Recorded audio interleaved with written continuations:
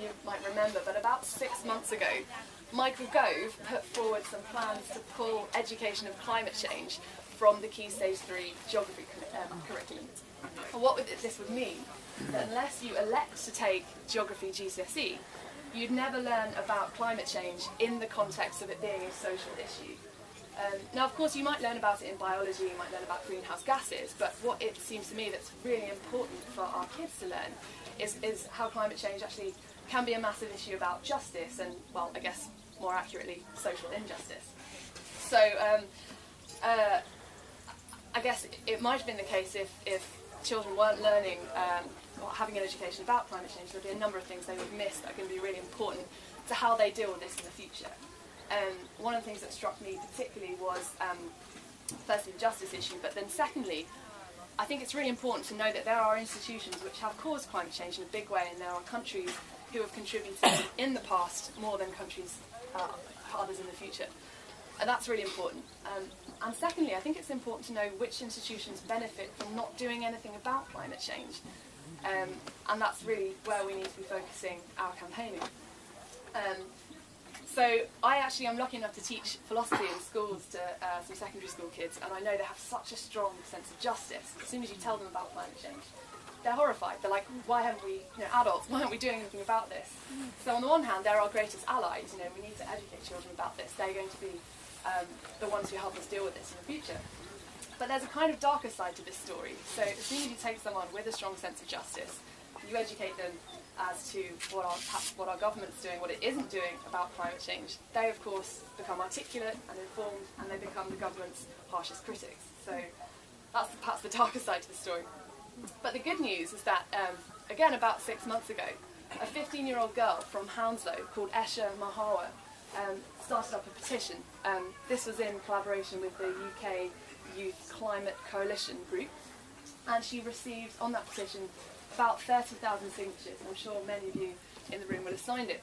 The good news last week was that Gove has pulled back on the plans to take climate change out of the Key Stage 3 programme. So I was so inspired that this 15-year-old girl had really risen up and thought, this is something we have to change. Can work. Absolutely, Numbers. And people were really upset about this, so it's really pleased that that's gone well. So I wanted to write a song. The next thing is, I'd really like it if you could help me sing the chorus. So I've written the words up on the board. Can everyone see that, or do I need to bring them into the middle? Maybe in the middle. In the middle, okay, that's fine. Right. Might just take this off. Thank you.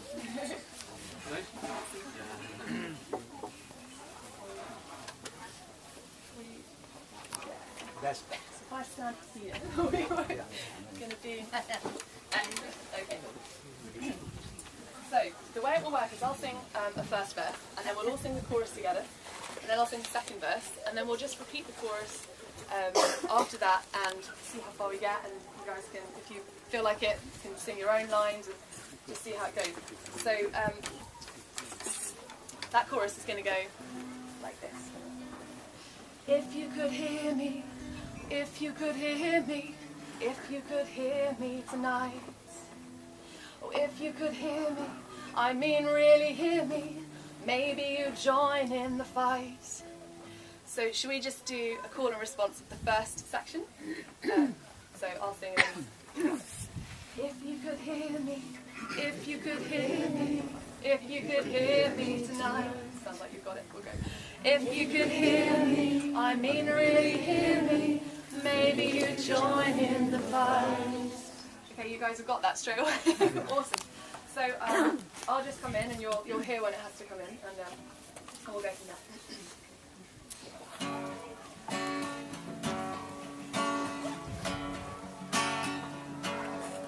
So you messed up, but sweeping it under the rug just will not do it for us. That 2,000 scientists might just be wrong will not disprove it for us. And don't think removing the human excuses your guilt. Describe it in terms of just atoms, it's still what you built. Try as you might, hide the books on the shelf, we've already glimpsed what they show. And if we are to undo your feckless success, then at least teach us all that you know.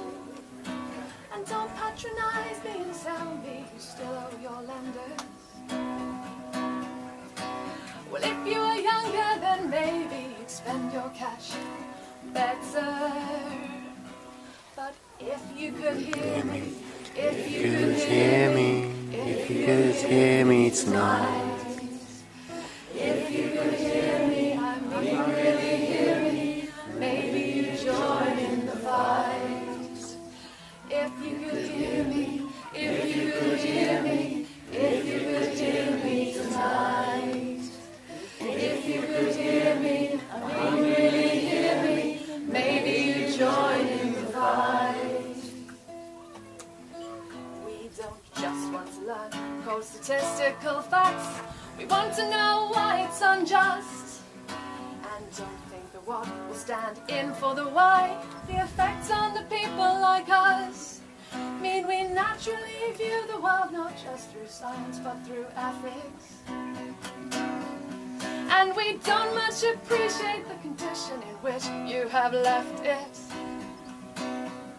And you'd think any state facing a crisis like this would tell kids we must face it head on. And since they will be the ones who will be faced with the worst, we at least need to say what's going on.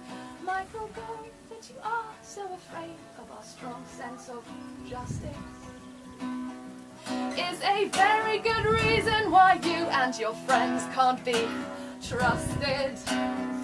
What is it you're so keen that we're not educated about? If we knew what you're up to, do you think we would soon throw you out? But if you could hear